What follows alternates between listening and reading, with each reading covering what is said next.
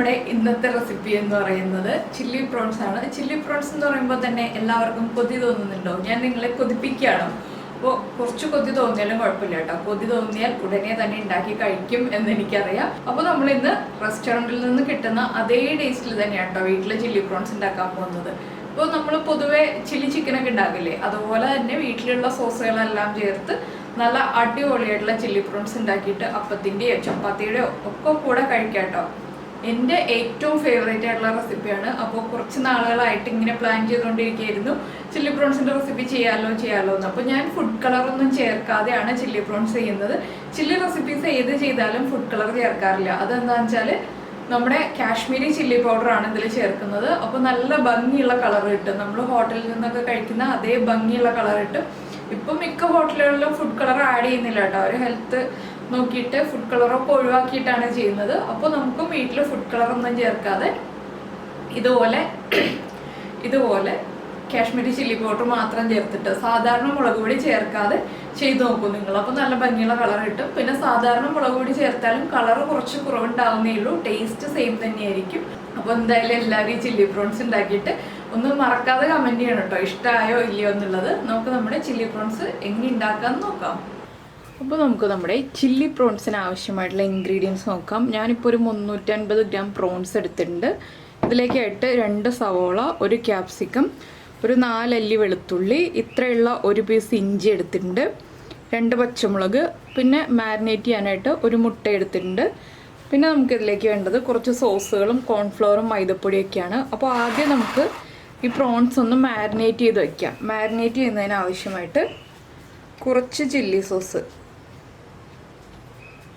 1 teaspoon മതി. അതുപോലെ തന്നെ 1/2 ടീസ്പൂൺ കുരുമുളക് പൊടി നമുക്ക് ഇനി സോസ് റെഡിയാക്കുമ്പോൾ, നമ്മുടെ ഗ്രേവി റെഡിയാക്കുമ്പോൾ ചേർക്കാനുള്ളതാണ്. 1 ടീസ്പൂൺ സോയ സോസ് ഒരുപാട് ചേർത്തിട്ടുണ്ടെങ്കിൽ നമ്മുടെ പ്രോൺസ് ഫ്രൈ ആയി വരുമ്പോൾ ബ്രൗൺ ഷെയ്ഡായി വരും. അതുകൊണ്ട് ലൈറ്റ് ഷെയ്ഡിൽ ആയി കിട്ടാനായിട്ട് കുറച്ച് ചേർക്കുക. പിന്നെ ഒരു 1/2 ടീസ്പൂൺ മുതൽ 1 ടീസ്പൂൺ വരെ വിനീഗർ ആഡ് ചെയ്യാം. വിനീഗർ നിങ്ങളുടെ പുളി അനുസരിച്ച് ചേർക്കുക കേട്ടോ.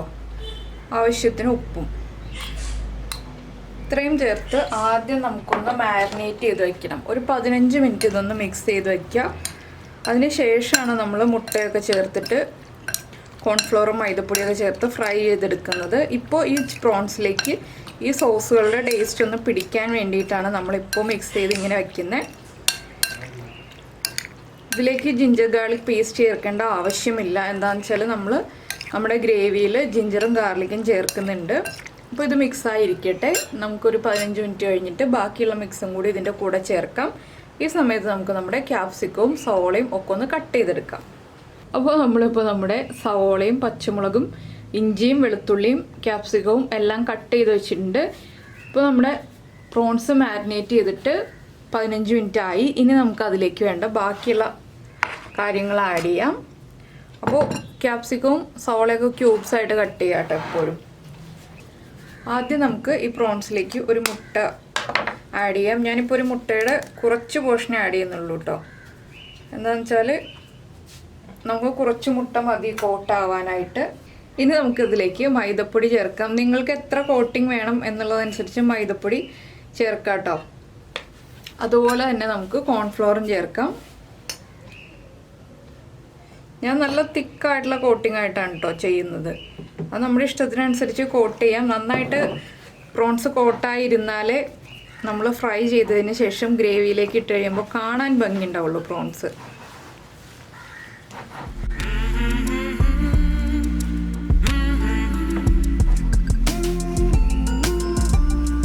നന്നായിട്ട് ഇതുപോലെ ഇളക്കി മിക്സ് ചെയ്യാം.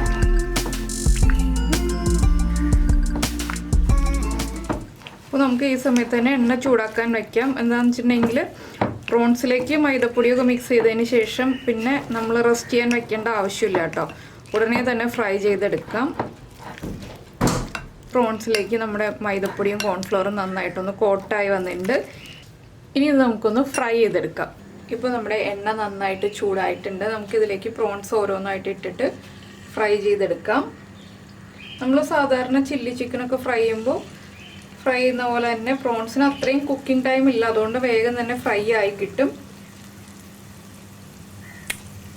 2-3 ബാച്ചായിട്ട് ഫ്രൈ ചെയ്യാം കേട്ടോ. ഒരുമിച്ച് തന്നെ ഇട്ടിട്ടുണ്ടെങ്കിൽ എല്ലാം തമ്മിൽ ഒട്ടിപ്പിടിക്കും. ആ കോട്ടിംഗ് ഒന്നും കാണാനൊരു ഭംഗി ഉണ്ടാവില്ല അത് ഒട്ടിപ്പിടിച്ചിട്ടുണ്ടെങ്കിൽ.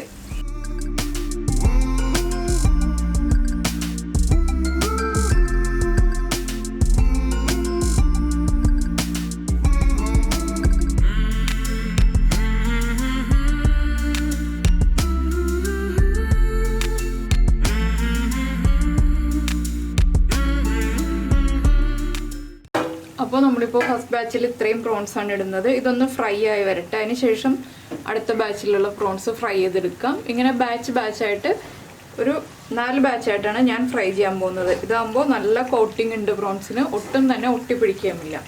അപ്പോൾ നമ്മൾ പ്രോൺസ് ഒരു സൈഡ് ഫ്രൈ ആയി വരുമ്പോൾ അടുത്ത സൈഡിലേക്ക് ഒന്ന് തിരിച്ചിട്ട് കൊടുക്കുക. ഒരുപാട് ഡാർക്ക് കളറായി പോകുന്നത് പോലെ ഫ്രൈ ചെയ്യരുത് കേട്ടോ. ലൈറ്റായിട്ട് ഒന്ന് ഫ്രൈ ചെയ്തെടുത്താൽ മതി. നമ്മൾ സോയ സോസൊക്കെ ഒഴിച്ചതുകൊണ്ട് തന്നെ കാണാനൊരു ഭംഗിയുണ്ട്. പിന്നെ ചില്ലി സോസിൻ്റെ ആ ഒരു ടേസ്റ്റും എല്ലാം പ്രോൺസിന് ഇപ്പോൾ ഉണ്ട്. ചില്ലി സോസ് ഒഴിച്ചുകൊണ്ടാണ് കുറച്ച് ഒരു ഗോൾഡൻ ബ്രൗൺ ഷെയ്ഡിലേക്ക് വരുന്നത്. ഇല്ലെങ്കിൽ സോയ സോസ് മാത്രം ഒഴിച്ചിട്ടുണ്ടെങ്കിൽ ആ ലൈറ്റ് ബ്രൗൺ ഷെയ്ഡായിരിക്കും പ്രോൺസിന്. പ്രോൺസ് ഇങ്ങനെ തന്നെ കഴിക്കാൻ നല്ല ടേസ്റ്റാണ് കേട്ടോ. ഇത് ഗ്രേവി ആക്കാതെ കറിയാക്കാതെ തന്നെ കഴിക്കാൻ നല്ല ടേസ്റ്റാണ്. ഇതുപോലെ ഫ്രൈ ചെയ്തെടുത്തിട്ട് ഇങ്ങനെ കറിയാക്കി കഴിയുമ്പോൾ കൂടുതൽ ടേസ്റ്റാണ്. അപ്പോൾ നമ്മൾ പ്രോൺസ് തിരിച്ചിട്ടുണ്ട്. ഇനി ഈ സൈഡും ഒന്ന് ഫ്രൈ ആയി വരട്ടെ. അപ്പോൾ നമ്മുടെ പ്രോൺസിൻ്റെ ഫസ്റ്റ് ബാച്ച് ഫ്രൈ ആയി കഴിഞ്ഞു. നമുക്കിത് എണ്ണയിൽ നിന്ന് മാറ്റാം. ഇതുപോലെ തന്നെ നമുക്ക് ബാക്കിയുള്ള പ്രോൺസ് മുഴുവൻ ഫ്രൈ ചെയ്തെടുക്കാം. അപ്പോൾ നമ്മൾ പ്രോൺസ് മുഴുവൻ ഫ്രൈ ചെയ്ത് മാറ്റിക്കഴിഞ്ഞു. ഇനി നമുക്കിതിൻ്റെ ഗ്രേവി പ്രിപ്പയർ ചെയ്യാം. പ്രോൺസിൻ്റെ അളവ് കുറഞ്ഞു വരുന്നുണ്ട്. ഇവിടെ കിച്ചൂസ് ചുറ്റും നിന്ന് പ്രോൺസ് എടുത്തുകൊണ്ടിരിക്കുകയാണ്. ഞാൻ അതുകൊണ്ട് പ്രോൺസ് നീക്കി വയ്ക്കുകയാണ്. മതി പ്ലീസ്.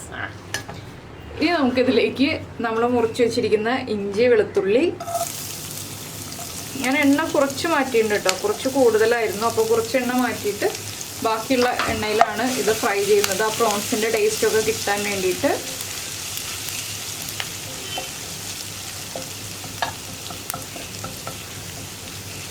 ഇഞ്ചിയും വെളുത്തുള്ളിയും ഒന്ന് കുക്കായി വരണം. ഇതിലേക്ക് നമ്മൾ കട്ട് ചെയ്ത് വെച്ചിരിക്കുന്ന സവോളയും പച്ചമുളകും ചേർക്കാം.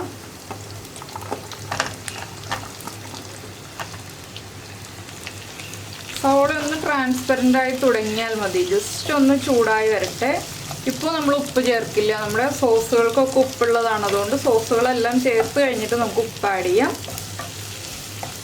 അപ്പോൾ പ്രോൺസിൻ്റെ എരിവ് ഒന്ന് ചെക്ക് ചെയ്യുക. പ്രോൺസിൻ്റെ എരിവ് കുറവാണെങ്കിൽ നമ്മൾ ഇതിലേക്ക് കൂടുതലായിട്ട് കുരുമുളക് പൊടിയും ചില്ലി സോസും ആഡ് ചെയ്യണം. ഞങ്ങളിപ്പോൾ പ്രോൺസിൻ്റെ എരിവ് ചെക്ക് ചെയ്തു. അപ്പോൾ എരിവ് അധികമില്ല, ഉപ്പ് കറക്റ്റാണ്. അപ്പോൾ ഞാൻ കുറച്ചധികം ചില്ലി സോസ് ചേർക്കുന്നുണ്ട്. നിങ്ങൾക്ക് ആവശ്യമുണ്ടെങ്കിൽ മാത്രം എത്രത്തോളം എരിവ് വേണം എന്നുള്ളതനുസരിച്ച് ചില്ലി സോസ് ആഡ് ചെയ്യുക.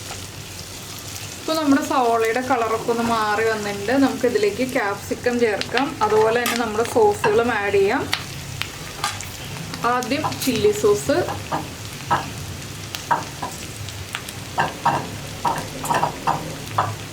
ഫുഡ് കളർ താല്പര്യമുണ്ടെങ്കിൽ ചേർക്കാം കേട്ടോ. ഞാൻ ഫുഡ് കളർ ആഡ് ചെയ്യുന്നില്ല. പിന്നെ നമ്മുടെ ടൊമാറ്റോ സോസ്,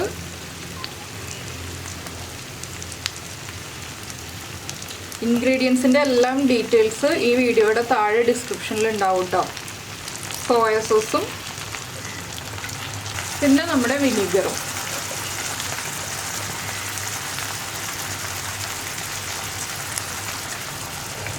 ഇതിലേക്ക് ഞാനൊരു 3/4 ടീസ്പൂൺ കുരുമുളക് പൊടിയും കൂടി ചേർക്കുന്നുണ്ട്. അതുപോലെ തന്നെ ഒരു 1/4 ടീസ്പൂൺ പഞ്ചസാരയും. ഈ എരിവും പുളിയൊക്കെ ഒന്ന് ബാലൻസ് ചെയ്യാനാണ് നമ്മൾ പഞ്ചസാര ചേർക്കുന്നത്.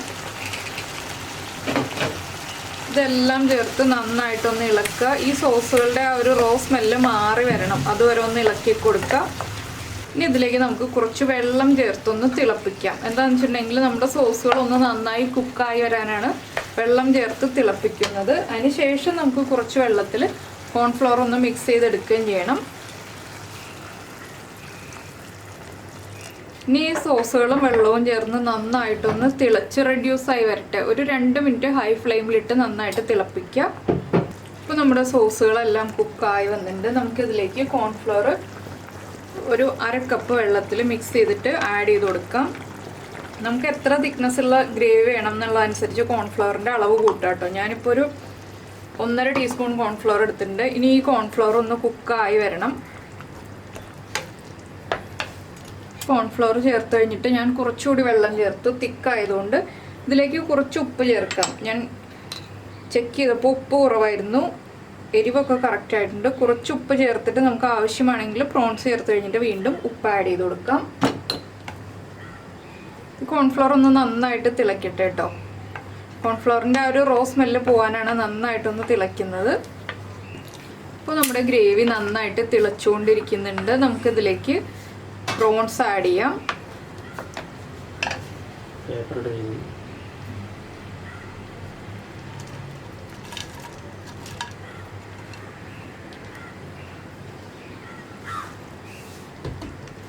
ഇനി ഇതെല്ലാം ചേർത്ത് ഒന്ന് ഇളക്കി ഒരു തിള വരുമ്പോൾ നമുക്ക് ഫ്ലെയിം ഓഫ് ചെയ്യാം. ഞാനിപ്പോൾ ഇത്തിരി ലൂസായിട്ടുള്ള ഗ്രേവി ആയിട്ടാണ് ചെയ്തിട്ടുള്ളത്. എന്താണെന്ന് വെച്ചാൽ കുറച്ച് കഴിയുമ്പോൾ ഇത് ഒന്നുകൂടി ഒന്ന് തിക്കായി വരും. പ്രോൺസിലേക്ക് ആ സോസുകളൊക്കെ ഒന്ന് പിടിക്കാനായിട്ട് ഒന്നുകൂടി ഒന്ന് തിളപ്പിച്ചെടുക്കാം നമുക്ക്. ഇപ്പോൾ നമ്മുടെ ഗ്രേവിക്ക് ഉപ്പ് കുറവാണ്, നമുക്ക് കുറച്ചുകൂടി ഉപ്പ് ചേർക്കാം.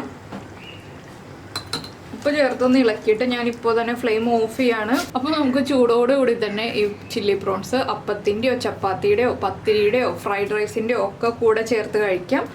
അപ്പോൾ നമുക്കിനി ഇതൊരു സെർവിങ് ബൗളിലേക്ക് മാറ്റാം.